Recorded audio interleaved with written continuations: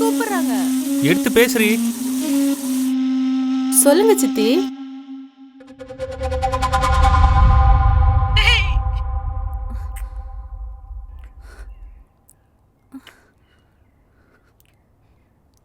இதோட அவ்வளோதான், எல்லா பிரச்சனையும் முடிஞ்சிருச்சுன்னு இருக்கும்போது காலம் தன்னோட நார்தட்டிலே ஆரம்பிச்சிருச்சு. அவ்வளோதான், இதுக்கப்புறம் நம்மளுக்கு எந்த பிரச்சனையும் இல்லை. இதுக்கப்புறம் தான் பிரச்சனையே ஆரம்பிக்க போகுது. இது என்ன புது கதை? சொல்கிறேன், சொல்லு. குருவுக்கு ஆல்ரெடி என்னை பிடிக்காது. இப்போ மாமா செத்ததுக்கு நான் தான் காரணம்னு நினச்சிட்ருக்கான். இதில் திடீர்னு இந்த உயில் பிரச்சனை வேற. அண்ணன் பவர் ஆஃப் அட்டானின்னு என்னையும் மாமாவையும் சொல்லிட்டு போயிட்டாரு. இப்போ மாமாவும் இல்லை, நான் மட்டும்தான். குரு இடத்துலேருந்து யோசிச்சு பாரு, அவனுக்கு இருக்கிற பிரச்சனைக்கு இந்த சொத்து கிடைச்சா அவனை விட சந்தோஷமான ஆள் இங்கே வேற யாரும் இல்லை. கவலைப்படாத, அவனுக்கு அந்த அளவுக்கு தைரியம் கிடையாது. இதுக்கு தைரியம் தேவையில்லை, பயப்படாமல் இருந்தால் போதும். ஓ, முந்திக்கணும்னு சொல்கிறியா? ஆமாம்.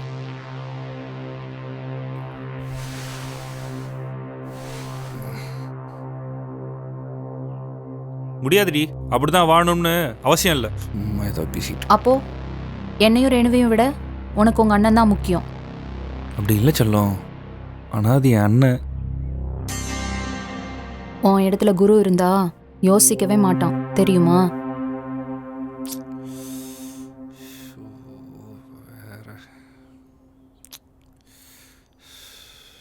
நான் என்ன எனக்காகவா கேட்குறேன்? உனக்கும் ரேணுக்கும் தான் சொல்கிறேன். நான் இன்னும் கொஞ்ச நாள் தான் இருப்பேன். அதுக்குள்ளே நீ சந்தோஷமாக இருக்கிறத பார்க்கணும், அவ்வளோதான்.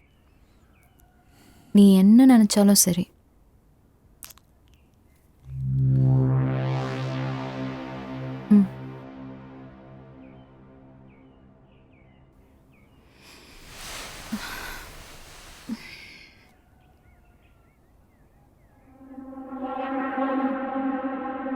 புரிஞ்சுக்கோ மாமா.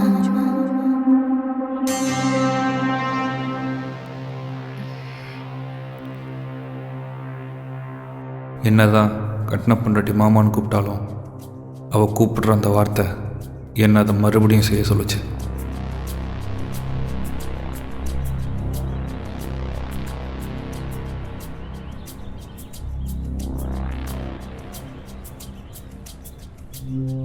இந்த உலகத்தில் வாழ்கிற எல்லா மனுஷனும் ஆப்போசிட் ரியாக்ஷன் தெரிவிப்படி தான் நடக்கிறான். ஒன்று வேணான்னா அது வேணும், ஒன்று வேணும்னா அது வேணாம். இப்போ குரு சொல்கிற எல்லா விஷயத்துக்கும் வேணாம் வேணான்னு சொல்லி அதை செய்ய வைக்க போகிறேன். அண்ணே, அதை மட்டும் சொல்லிடாத. அதுதான். அதுக்குன்னு அத்தையை கொள்ளலான்னு சொல்வியா? எப்படி கிடைச்சது? இதை பண்ணியே ஆகணுமா? இங்கே எல்லாருக்கும் ஒரு தேவை இருக்குது, அதுக்குன்னு எல்லாம் கொலையாக பண்ணிக்கிட்டு இருக்காங்க. ஒரு கோடு, அதை தான்னா வாழ்க்கையே மாறிடும்.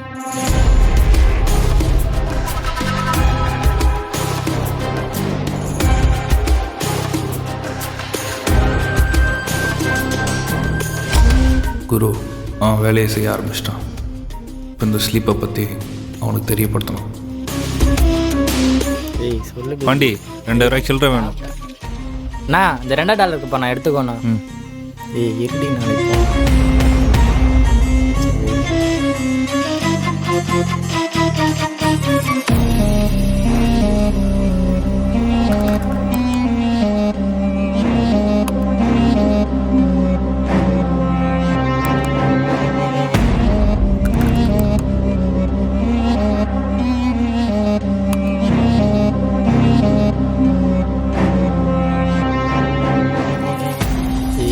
குட்டி முன்னாடி பண்ணிட்டு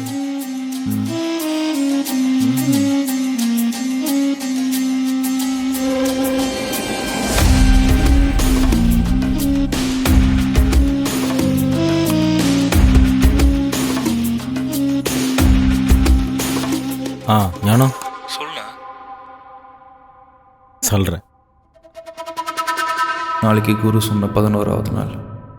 ஆமாம், நீங்கள் நினைக்கிறது கரெக்டு தான். நான் ஒரு பிளான் வச்சுருக்கேன்.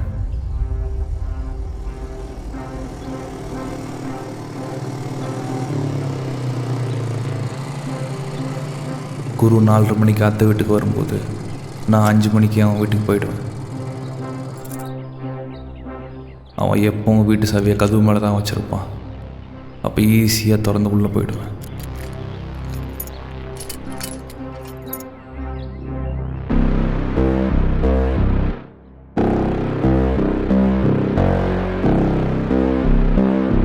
குருவை கவனிச்சா அவன் எப்பவுமே குடிக்கும்போது பெப்பர் தூக்கலை ஒரு ஆம்லெட் சாப்பிடுவான். இப்போ நான் வாங்கி வச்சுருக்க அந்த பிளாக் கலர் ஸ்லீப்பை அவன் பெப்பரில் கலந்துருவேன்.